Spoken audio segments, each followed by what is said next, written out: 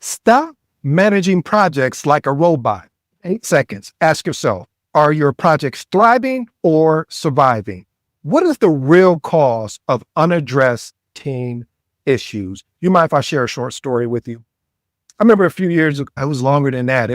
It's 5, 10 years ago. And this was the first time I encountered this. And what I noticed was I was leading this major project, and one of my best team members, to protect the real person's name in this situation, let's call him Mark. So Mark was someone I counted on like clockwork. However, Mark started missing deadlines, turning in work that honestly wasn't up to his usual standard. It really caught me completely off guard. But here's the truth. My first reaction was frustration. I wanted to meet with him immediately and demand answers, but something told me to pause and actually breathe. So instead, I simply asked, Mark, talk to me. What's really going on? I'll never forget the silence that followed. You know, that silence where you are thinking, and I know I'm not talking to myself type silence. Eventually, he looked up and quietly said, honestly, I'm drowning. He shared his struggles at home that were completely derailing his focus at work. Therefore, instead of lecturing him, we tackled the issue together, clarifying expectation, rearranging workload, and offering support. By being tough on the problem and gentle on the person, not only did Mark's performance bounce back, but our trust deepened tremendously. I learned something very powerful that day that I'll never forget, that I still hold with me to today.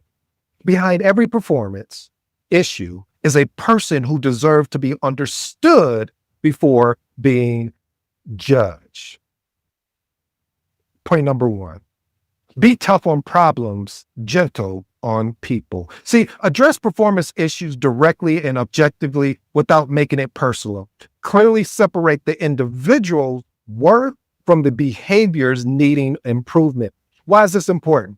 This approach preserves team morale and trust, allowing individuals to remain receptive to constructive criticism without becoming defensive, or most importantly, feeling like they're being demoralized. Experiment with these actionable tips. Focus your language on observable behaviors rather than personal attributes.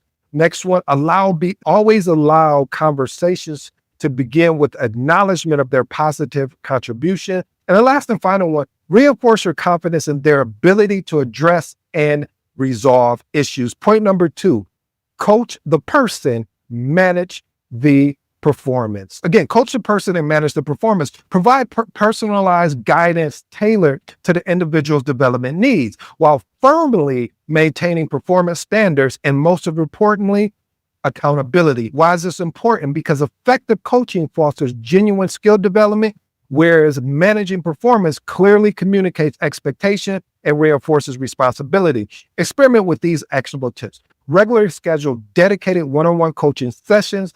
Focus on skills and mindset. Next one, clearly distinguish coaching, which is more of a growth-orientated, from performance evaluation, which is a more of a result-orientated. And the last and final one, empower team members to self-reflect by asking guided questions rather than dictating solutions. Point number 3, replace generalization with specifics. I want to park here parenthetically, family, because a lot of times in our careers, even in our personal life, we can give vague responses or vague feedback. What does that look like? What's an example of that? Well, a good example of that is saying when you're a project manager is leading a particular meeting and someone is their manager or PMO, whoever that's over them, are looking at them and say, hey, you're not being aggressive enough, or you're not holding people accountable enough. That is very vague. How can I work on that instead of being specific? Hey, Edward, when you're leading this meeting, one of the things that I notice is that when someone says that they're going to deliver something to you, and when the meeting happens for them to provide that item that they were responsible for delivering, they don't show up and you just skip over it. That is giving clear specifics of what the actual issue is. So I say all that to say, avoid vague or abstract feedback by delivering clear, precise examples and measurable outcomes for improvement. Why is this important? Specific feedback eliminates ambiguity, providing team members clarity on exactly what actions to take. to enhance their performance. Experiment with these actionable tips. Provide concrete examples when addressing performance gaps, like missed deadlines, missed deliverables, etc. State explicitly what successful performance looks like using measurable criteria. And the last and final one, check for understanding by asking the team members to summarize next steps and expectations. Point number 4, keep conversations confidential. Again, keep conversations confidential. My mom and dad would always say, son, what happens in this house stays in this house. And I use that as a analogy or a metaphor towards what we're talking about here today. When you have to have a performance discussion privately, ensure sensitive issues remain between you and the individual involved. This is important because if you want to build trust, you have to build trust by being a confident, which protects dignity and it maintains a professional environment where team members feel safe being open, transparent, and most of all, honest. Experiment with these actionable tips. Always schedule private meetings away from the team for sensitive discussions. Next one, clearly state and reinforce that conversation is going to be confidential. And the last and final one, follow up privately to maintain trust and verify progress discreetly.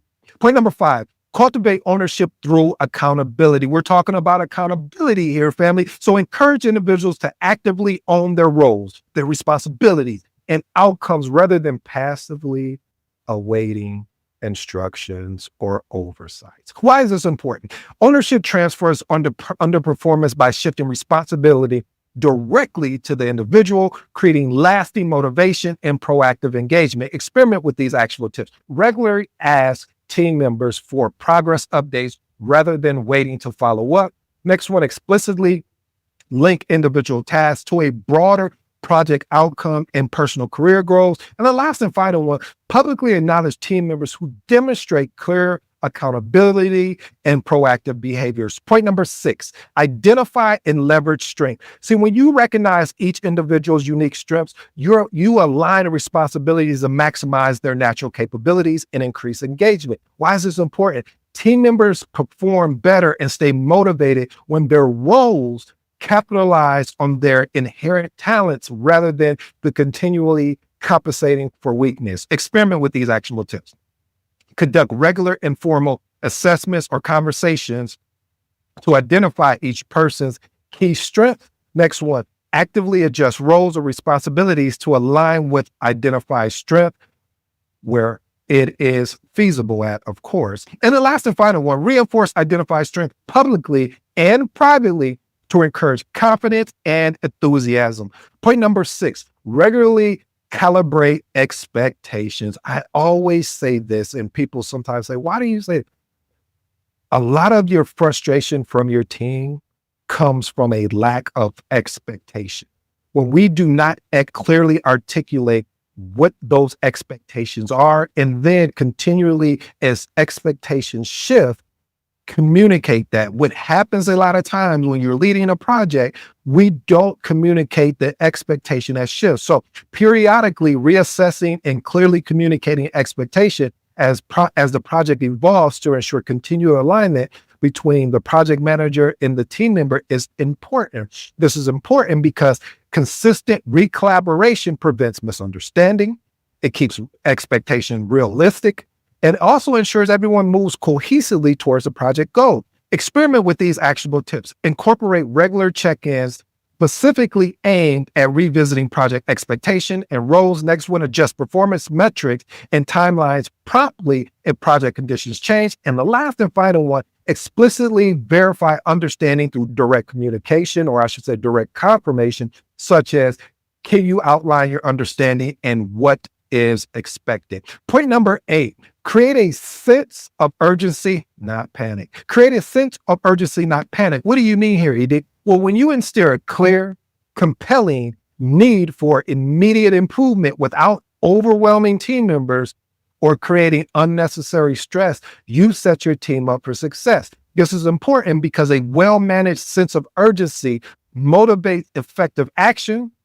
Panic, on the other hand. So what we're trying to do is increase productivity and remove any type of miscommunication or any cloud judgments that may be going on. So experiment with these actionable tips. Clearly articulate the reasons behind deadlines or performance expectations and their impact on the project success. Break down tasks into manageable milestones with short-term targets to encourage focused action. And the last and final one, family, is regularly communicate progress and celebrate incremental achievement to maintain motivation and reduce anxiety. Well, family, we all know that project management isn't a job. It's a craft perfected through experience. You've heard the principles. Be tough on problems, gentle on people, coach the person, manage the performance. We've talked about the power of specifics over generalization. We talked about the trust built through being a confidant and the momentum generated by ownership and accountability. Well, family, as you know, in today's episode, I always have a goal. And my goal today was to ensure not only do you understand how to leverage strength, but calibrate expectations consistently and constantly, and also creating an urgency, not a panic. If you're looking to work with me, family, I would love to be your coach, your mentor. You can find me in the link, or you'll find me anywhere on social media. I appreciate this opportunity. I go by the name of ED. For all you smart and intelligent folks out there, hey, that just simply means Ed. Until next time.